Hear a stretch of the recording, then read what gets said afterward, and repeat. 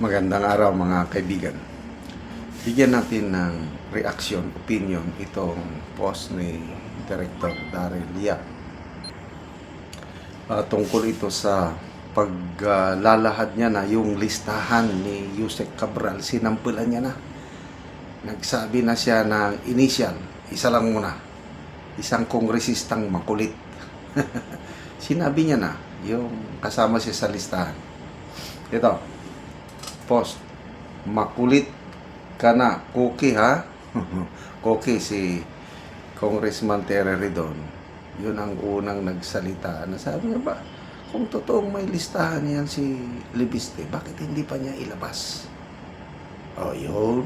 Nagsalita si Congressman Libiste na napakinggan ko. Interview niya with Ted Filon.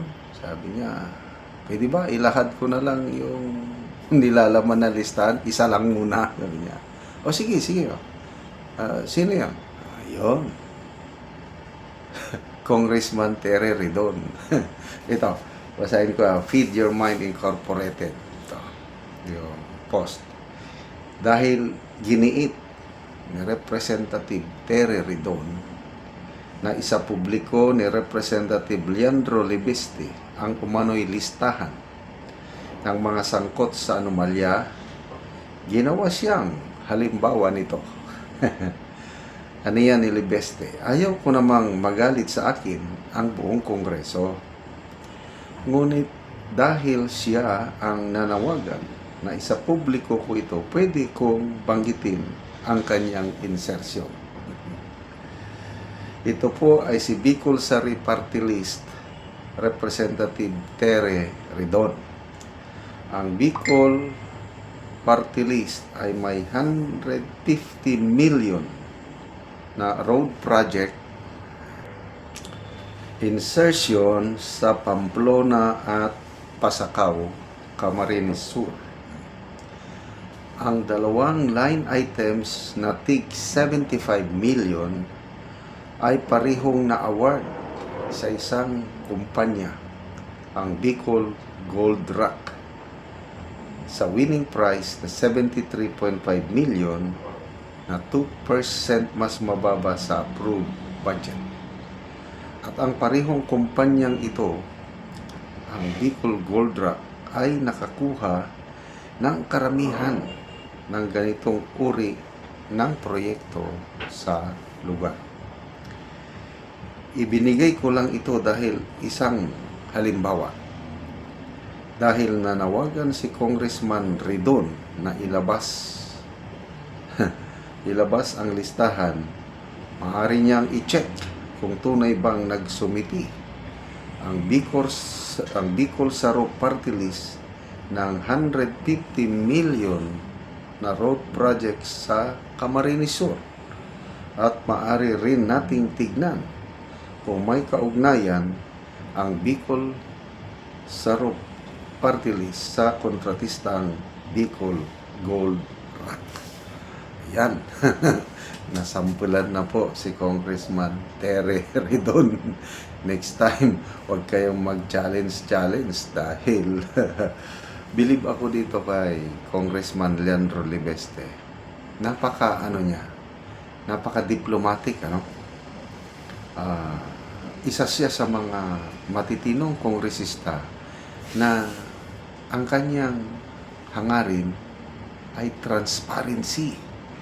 Kaya nga, kinulit niya ang DPWH, nabigyan siya ng listahan, mga proponents sa mga DPWH projects. Mabuti na lang at nung bagong upo pa lang itong si Secretary Vince Dizon, pakitang gilas, yun, magbigay siya ng order kay late Yusek Cabral nga, ibigay mo for the sake of transparency. Binabigyan siya. Hawak niya na yung listahan.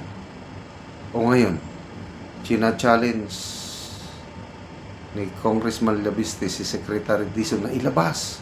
Mas maganda kayo ang maglabas. Napaka-diplomatic niya.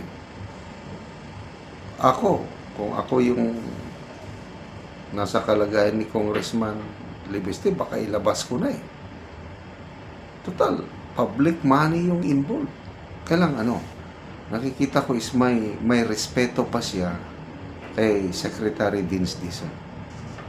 Kasi malaking pasalamat niya kay Secretary Dizon dahil kung hindi dahil sa utos ni Secretary Dizon, hindi siya makakuha ng lista na yan. So, bilib ako sa batang kongresista ito, very diplomatic. Kaya lang, ang tanong, kailan ilalabas ni Secretary Dizon yung listahan na yun? Palagay ko, ito, opinion ko lang ito kung si Secretary Dizon lang ang masunod, baka inilabas niya na. Kailang baka may pumipigil sa kanya na huwag mong ilabas yan, huwag. Yun, presyon. Kasi, ang mga nakalista daw doon, akala ko nung una, ang mga may budget insertion sa DPWH ay mga lawmakers lang. Yung pala, pati taga Malacanang, mga cabinet secretaries, mga private individuals, mayroong insertion. Ako, ang laking pasabog nito.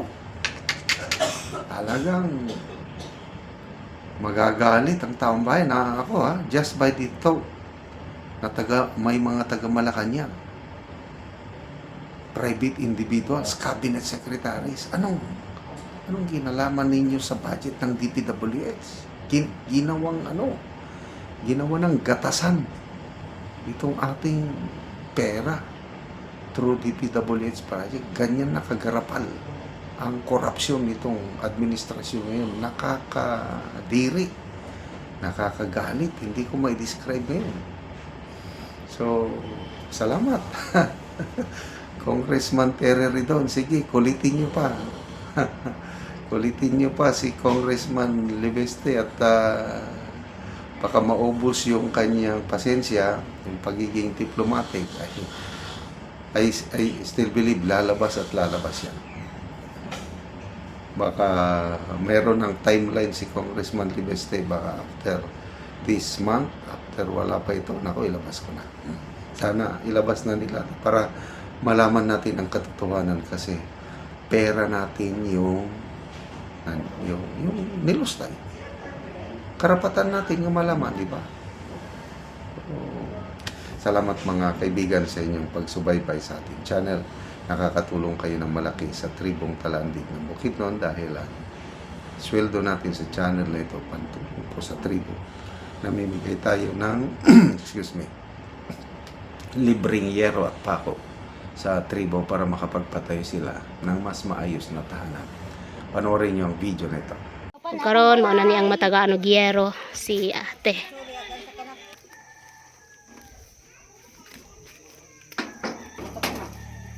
So mo na nilang balay.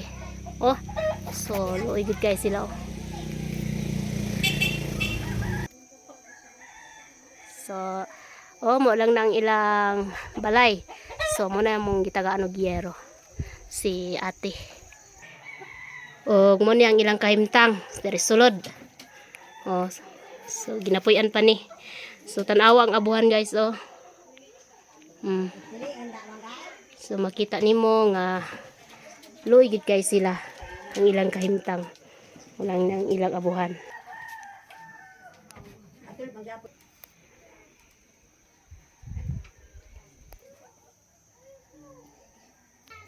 O karon unsay imong masulti te nga natagaan ka giyero nga suot ang inyong abuhan luoy kayo mo. Nagpasalamat gid ko sa Ginoo nga natagaan mi giyero nga maatopan na gid ni among kuan Inyong abuhan. abuhan. O so pila na ni katuig day te? 6 years naman. So 6 years na so ginapuy-an pa gyud. So makita gid nimo. O so na kay anak te? Na ako'y anak tulo ka buok. Pila imong edad? 25 So 25. Asa day mong bana te? naa sa Cagayan man. So nagtrabaho siya. So unsa na lang gid ka ang inyong pangunabuhian karon? Gauma man gyapon ni. So panguma lang. So si ate mag-uuma lang sila. So tungod sa ilang kaliso dili sila paka-afford sa yero. So natagaan man si ate. So makahimo na gyud siya og abuhan. Daghan gyud salamat sa Ginoo ug sa nagatan-aw ug sa nagatabang. O sige ate, salamat pod. Salamat.